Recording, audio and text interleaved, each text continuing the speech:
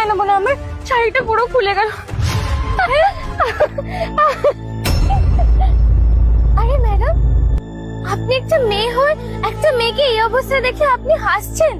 ছি, আপনার তো লজ্জা হওয়া উচিত। না না ম্যাডাম, আপনি ভুল ভাবছেন, আমি হাসছি না। যাই হোক, আপনি এরকম অবস্থায় কোথায় যাচ্ছেন? তাতে আপনার কি? আমি কোথায় যাচ্ছি কি যাচ্ছি না আপনার জানে কি হবে? ওই উবের ড্রাইভারটা আমার শাড়িটা খুলে নিয়ে চলে গেল, আর আপনি আমাকে এই অবস্থায় দেখে হাসছেন।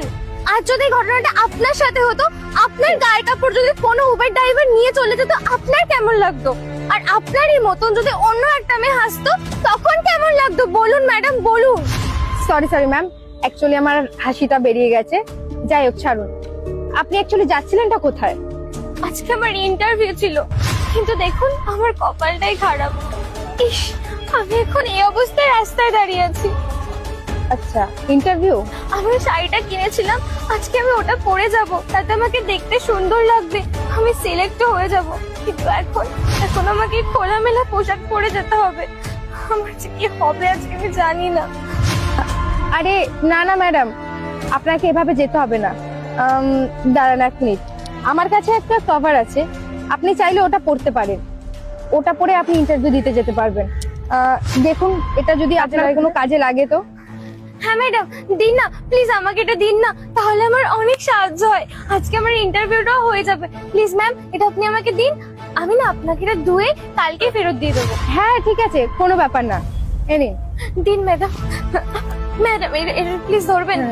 ম্যাডাম, আপনি জানেন না আমার চাকরিটার কত দরকার। আজকে আমি চাকরিটা পেলে আমার বাবা মাকে দেখতে পাবো।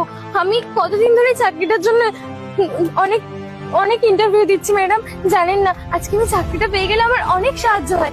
আপনাকে যে কি বলে ধন্যবাদ দেবো ম্যাডাম, আমি বুঝতে পারছি না। ঠিক আছে, কোনো ব্যাপার না। জামাটা মনে হয় আপনার জন্যই ছিল। ম্যাডাম, আর সরি, তখন আপনার উপর বাবা আমার চেঁচানোটা একদম উচিত হয়নি। আসলে মাথা কাজ করছিল না। ওই উবেরটা এমন ভাবে আমার শাড়িটা খুলে নিয়ে গেল। আপনি বলুন তো, ও কি দেখতে পায়নি যে আমার শাড়িটা ও খুলে নিয়ে চলে গেল? ঠিক আছে, কোনো ব্যাপার না। আসলে আপনার সাথে একটা ইনসিডেন্ট হয়েছে, আর এই ইনসিডেন্টটা যে কারোর সাথে হতে পারতো। আর তখন হঠাৎ করে অনুভবে দেখে আমার হাসি বেরিয়ে গেছে, কিছু মনে করবে না। আচ্ছা আপনি বলুন তো, ওর গাড়িতে যে আমার শাড়িটা আটকে ছিল, ও কি দেখতে পাইনি আমার শাড়িটা ভাবে খুলে নিয়ে চলে গেল?